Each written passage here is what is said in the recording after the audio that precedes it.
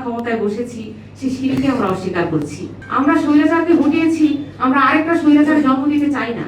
ওরে সবুজ ওরে অবুঝ, আধ মরাদের ঘা মেরে তুই বাঁচা। রক্ত আলো মদে মাতাল ঘোরে, আজকে যে যা বলে বলুক তোরে। সকল তর্ক হেলাই তুচ্ছ করে, উচ্ছুটি তোর উচ্চে তুলে নাচা।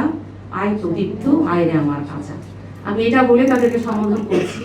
সমাজ কি বলছে, মানুষ কি বলছে, পেছনে কে কি বলছে, ব্যাকবাইটিং করছে, আমি মনে করি তরুণদেরকে সময় এসেছে তাদের নিজেদের যোগ্যতাকে প্রমাণ করা। জাতির জন্য তারা যে ত্যাগ স্যাক্রিফাইস করেছে 24-এর আন্দোলনে, তারা ছিল সম্মুখ যোদ্ধা। আমি তাদেরকে অন্তরে অন্তঃস্থল থেকে আবারও সম্মান জানাচ্ছি, কারণ তাদের এই আত্মত্যাগের কারণেই আজকে আমাদের এই বাংলাদেশ, এই 24-এর বাংলাদেশে এসে আমরা কথা বলতে পারছি। এখানে দল মত নির্বিশেষে আমরা যে কথা বলতে পারছি, এটাও একটা বড় অর্জন, এবং এখানে তাদেরকে অবশ্যই অ্যাপ্রিসিয়েশন দিতে হবে আমাদেরকে। কিন্তু দুঃখজনক বিষয় হচ্ছে আজকে যে সিঁড়ি দিয়ে আমরা ক্ষমতায় বসেছি সেই সিঁড়িকে আমরা অস্বীকার করছি। এটা আমাদের রাজনৈতিক একটা কালচারে পরিণত হয়েছে। প্রাণ ফ্রুটো, সময় অসময় ফ্রুটোময়। আমি এই ব্যাপারে সবাইকে বলবো, আজকে যে তরুণ শক্তি তারা একটি নারী শক্তি নামক একটি প্ল্যাটফর্ম দাঁড় করাতে যাচ্ছে, আমরা সাধুবাদ জানাই।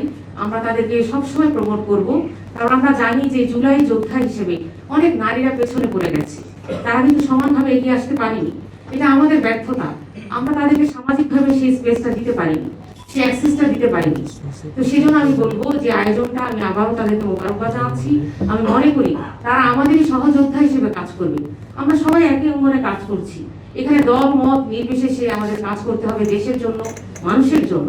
আমাদের ব্যক্তিগত পার্সোনাল ওপিনিয়ন থাকবে, দলীয় ওপিনিয়ন থাকবে, ডিফারেন্স ওপিনিয়ন থাকবে, এটাই গণতন্ত্রের সৌন্দর্য, এটাকে অনার করতে হবে। দ্বিতীয়ত যে কথাটা বলবো, যে আজকে সংস্কার কমিশনের মাধ্যমে যে জুলাই সনদ হয়েছে, আমি নারী শক্তি মনে করবো তারা একটা শক্তি হিসেবে তারা এটা এই জুলাই সনদকে অস্বীকার করা হচ্ছে। কারণ আমরা কিন্তু স্বৈরাচারকে হটিয়েছি, আমরা আরেকটা স্বৈরাচারের জন্ম দিতে চাই না।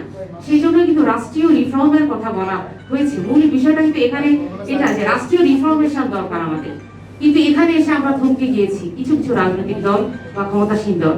আমি আশা করব এই জুলাই যোদ্ধা হিসেবে এই যে রাজনৈতিক শক্তি, নারী শক্তি আত্মপ্রকাশ করছে, তারাও সহযোদ্ধা হিসেবে এখানে সমান ভূমিকা করবে, পালন করবে।